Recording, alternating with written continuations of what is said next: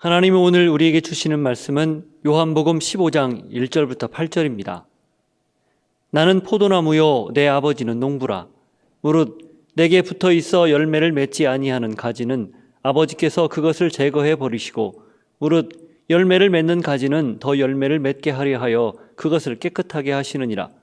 너희는 내가 일러준 말로 이미 깨끗하여졌으니 내 안에 거하라. 나도 너희 안에 거하리라. 가지가 포도나무에 붙어 있지 아니하면 스스로 열매를 맺을 수 없음 같이 너희도 내 안에 있지 아니하면 그러하리라. 나는 포도나무요 너희는 가지라. 그가 내 안에 내가 그 안에 거하면 사람이 열매를 많이 맺나니 나를 떠나서는 너희가 아무것도 할 수 없음이라. 사람이 내 안에 거하지 아니하면 가지처럼 밖에 버려져 마르나니 사람들이 그것을 모아다가 불에 던져 사르느니라. 너희가 내 안에 거하고 내 말이 너희 안에 거하면 무엇이든지 원하는 대로 구하라. 그리하면 이루리라. 너희가 열매를 많이 맺으면 내 아버지께서 영광을 받으실 것이요 너희는 내 제자가 되리라. 아멘. 나를 사랑한다면 내 계명을 지켜라.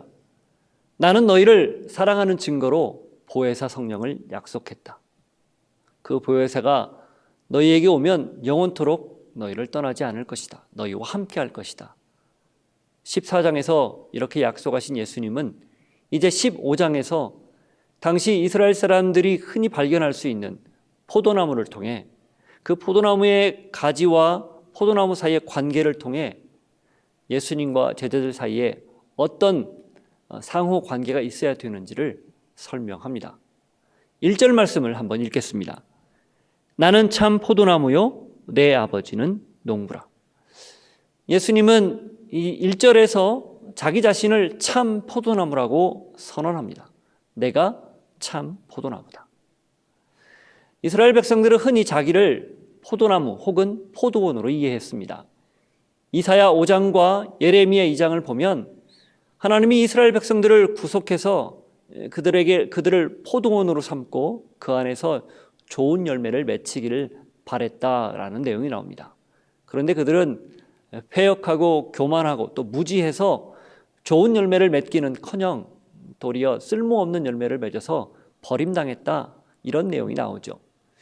예수님이 자기 자신을 참 포도나무라고 비유한 것은, 그렇게 선언한 것은 바로 이것을 염두에 두는 겁니다. 너희들은 스스로 포도나무라고 생각하지만, 그래서 많은 열매들을 맺는다고 자처하지만 실상 너희들이 맺은 열매는 쓸모없는 열매들, 사람들로 하여금 그 종교라는 거에 굴레를 씌우는 잘못된 열매들, 너희도 하나님 앞에 나오지 못하면서 다른 사람들도 나오지 못하게 막는 그 패역한 열매들을 맺은 것, 이것과 대조해서 예수님만이 참 생명, 진짜 하나님이 원하시는 열매를 맺는 분이라는 것을 강조하기 위함입니다. 동시에 내가 참 포도나무다라고 설명한 것은 너희가 그렇다면 어디에 속할 건지를 결정해야 된다. 그대로 관습대로 살아온 대로 그냥 이스라엘 백성들, 하나님의 선민이라는 그 자의식 속에서 쓸모없는 열매를 맺으며 살 것인가? 아니면 내 안에 들어와서, 내 말씀 안에 들어와서 참된 열매, 생명의 열매를 맺을 것인가? 그것을 결정해야 된다 라는 것을 강조하기 위함이죠. 그래서 2절, 3절에 이렇게 말씀합니다. 2절과 3절 말씀입니다. 무릇 내게 붙어 있어 열매를 맺지 아니하는 가지는 아버지께서 그것을 제거해 버리시고, 무릇 열매를 맺는 가지는 더 열매를 맺게 하려 하여 그것을 깨끗하게 하시느니라. 너희는 내가 일러준 말로 이미 깨끗하여졌으니. 여기 2절에 보면 두 가지 표현 동사가 나오는데, 첫 번째는 제거해 버리시고입니다. 그리고 두 번째는 깨끗하게 하신다. 이 제거해 버리신다는 말에 붙어 있는 그 내용은 뭐냐면, 내게 붙어 있긴 한데 열매를 맺지 아니하는 나무는 가지는 내가 제거한다, 이런 의미고, 열매를 맺는 가지는 열매를 더 많이 맺게 하기 위해서 깨끗하게 한다, 이런 표현으로 잘 보면 나뉘어 있어요. 이 2절의 앞부분, 그래서 어떤 의미로 우리가 해석할 수 있을까? 어떤 의미로 받아들일 수 있을까? 붙어 있기는 한데 열매를 맺지 못한다는 거예요. 붙어 있다고 다 붙어 있는 게 아니라는 겁니다. 이 참 포도나무라고 설명한 것과 연관해서 보면 너희들이 스스로 포도나무라고 자처하지만, 너희들이 하나님의 선민이라고 자처하지만, 너희들이 하나님의 백성이라고 자처하지만 만일에 자처함에도 불구하고 열매를 맺지 못한다면 제거당할 것이다. cut off, 잘려서 버려질 것이다. 이렇게 이야기하는 거예요. 하나님의 백성이라고 스스로 자처하되 거기에 합당한 열매를 맺지 못하면 아무것도 아니다. 이런 의미인 거죠. 여러분, 여기에 굉장히 심각한 예수님의 경고가 숨어 있습니다. 그러면 그때 당시 이스라엘 사람들만 그럴까요? 예, 지금 우리에게도 동일하게 적용되는 말씀입니다. 교회에 나온다고 다 그리스도인인가? 우리가 예수 믿는다고 입술로 고백한다고 다 그리스도인인가? 이 신앙생활의 여러 가지 그 모양들이 하는 모습들이 있죠. 주의를 지키고 헌금을 하고 봉사를 하고 그런 걸 다 한다고 정말 그리스도인일까? 아닐 수 있다라는 거예요. 심각한 경고가 여기에 담겨 있습니다. 우리가 새겨들어야 할 메시지인 거죠. 우리는 교회에 나오면, 주일 예배를 드리면, 하나님 앞에 거기에 합당한 종교 생활을 하면 하나님의 백성이라고 여길지 몰라요. 그런데 오늘 말씀은 아닐 수도 있다는 거예요. 왜? 만일에 내 안에, 너의 삶에 그리스도인다운 열매가 없다면 그건 여기 스스로를 포도원이라, 스스로를 포도나무라 여기는 이스라엘 백성들과 다를 바 없는 똑같은 사람들일 수 있다라는 경고입니다. 그런 사람들은 버려지게 될 것이다. 여러분은 어디에 속했는지, 어떤 위치에 놓여 있는지, 내가 지금 어떤 상태에 있는지 한번 오늘 말씀을 들으면서 곰곰이 생각해 보시기를 바랍니다. 자, 그러면 그렇게 열매를 맺지 않는 열매는 그렇게 없애버리고 제거해버리는데, 잘라버리는데, 열매를 맺는 그 가지는 어떻게 하는가? 열매를 더 맺게 하기 위해서 깨끗하게 한다. 이런 표현을 썼어요. 이 깨끗하게 한다라는 말, 그 원어를 보니까 원어의 뜻이 정지하다, 그러니까 가지치기 하다, 그런 의미로 되어 있습니다. 여러분, 우리가 농사를 조금만 이해한다면 이게 무슨 말인지 쉽게 이해할 수 있어요. 가지가 우후죽순처럼 많이 납니다. 번성합니다. 그렇다고 열매를 많이 맺는가요? 그렇지 않는 경우가 많죠. 오히려 정말 필요한 가지, 그래서 모든 영양분이 거기에 공급돼서 풍성한 열매, 그리고 아주 내실 있는 열매를 맺게 하기 위해서 불필요한 가지들을 잘라낼 필요가 있습니다. 지혜로운 농부는 이게 싹이 나오기 전에, 싹이 나올 때 그 작업을 하는 거죠. 그래서 실한 가지, 아주 튼실한 열매를 맺을 수 있는 가지를 집중적으로 키우는 것이죠. 바로 그 작업을 의미하는 거예요. 우리가 열매를 맺는데 그 열매를 더 많이 맺게 하기 위해서, 그리고 더 건강하게 맺게 하기 위해서 불필요한 것들을 잘라내야 된다라는 걸 이야기하는 거죠. 어떻게 우리의 삶에 적용할 수 있을까요? 예, 우리가 주님을 바라보고 그 주님을 의지하면서 맺을 수 있는 많은 열매들의 방해가 되는 것들, 우리의 삶의 여러 가지 고민들, 환경적인 요인들, 혹은 끊어내지 못한 죄악들, 습관들, 이런 것들을 조금씩 아니 과감하게 잘라내는 것, 그 작업이 필요하다라는 거예요. 마태복음 12장 33절에 보면 열매로 그 나무가 좋은 나무인지 나쁜 나무인지를 판단한다는 그 말씀, 그래서 이것과 연관지어 생각해 보면 의미가 있습니다. 우리 역시 예외가 아닌 듯, 우리 역시 이 가지치기를 통해서 하나님이 원하시는 열매들을 맺어야 한다는 것이죠. 그래서 우리는 내 안에 하나님이 원하지 않는 것들을 다 잘라내고 그 고통을 감내할 필요가 있는 것입니다. 그 고통의 과정을 이겨내면 반드시 귀하고 아름다운 열매를 맺을 수 있기 때문이죠. 이런 의미에서 그걸 잘라내는 과정, 그 잘라내는 고통 혹은 고난은 유익하다라고 말할 수 있는 것입니다. 자, 이렇게 예수님이 더 많이 맺게 하기 위해서 우리 자신을 깨끗하게 주님이 이끌어 주신다라는 말씀을 하신 뒤에, 그렇다면 우리가 어떻게 열매를 맺을 수 있는가? 그럼 열매를 맺을 수 있는 방법이 무엇인가? 라는 것을 아주 단순하게 설명을 합니다. 4절과 5절 말씀입니다. 시작. 내 안에 거하라. 나도 너희 안에 거하리라. 가지가 포도나무에 붙어 있지 아니하면 스스로 열매를 맺을 수 없음 같이 너희도 내 안에 있지 아니하면 그러하리라. 나는 포도나무요 너희는 가지라.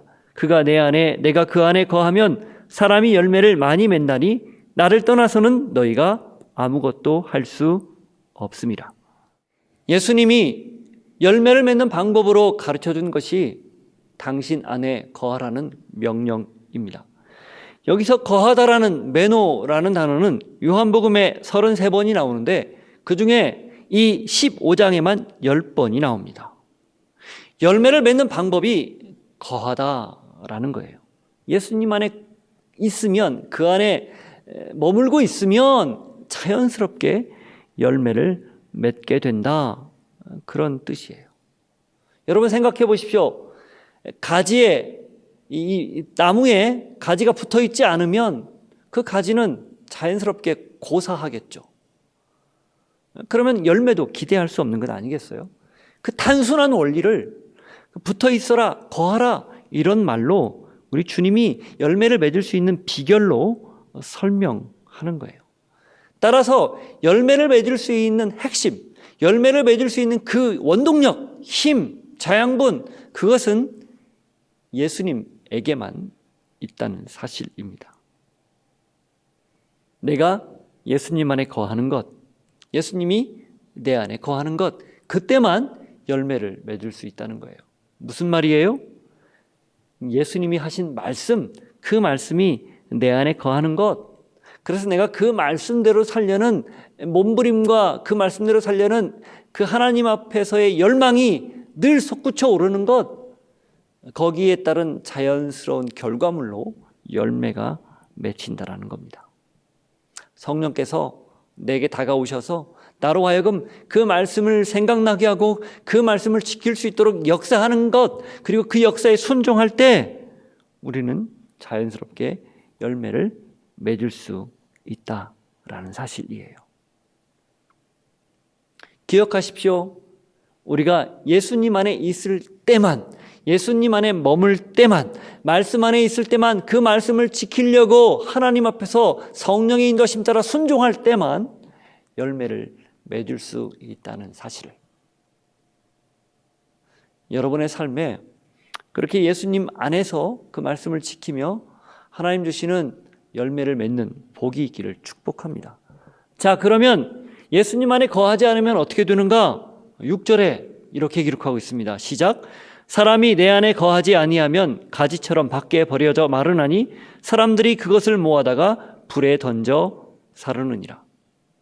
우리가 예수님 안에 거하지 않으면 버려지고 말라서 불에 살라진다는 거예요.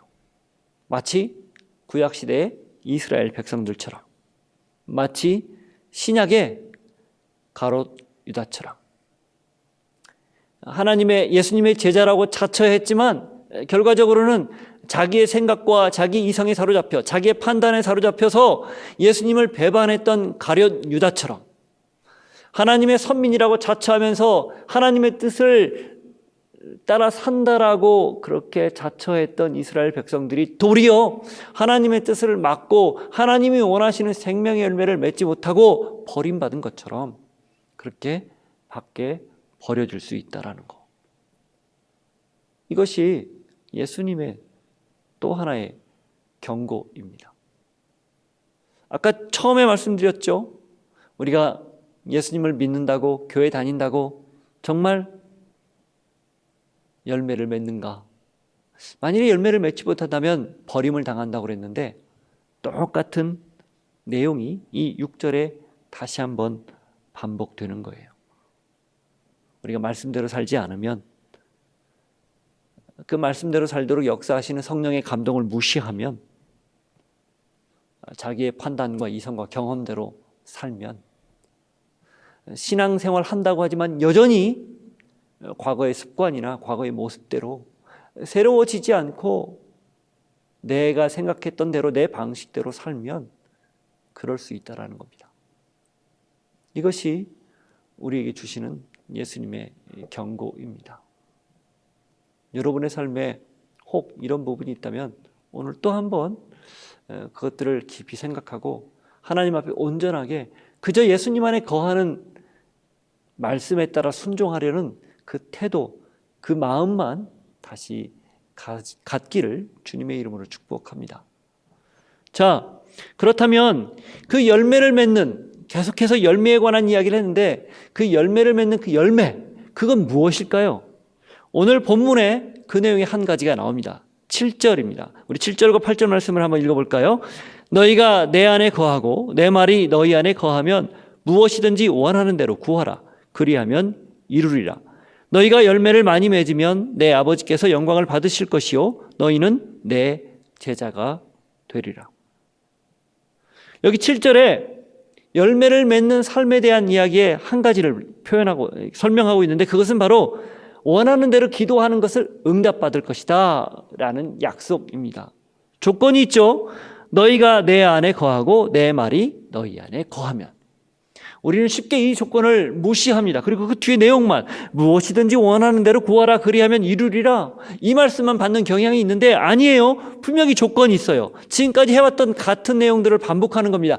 내 안에 너희가 거할 때, 내 말이 너희 안에 있을 때, 곧 내 말대로 내 계명을 지키는 너희의 삶의 태도가 있을 때 너희들이 구한다면 내가 그것을 이루어 줄 것이다.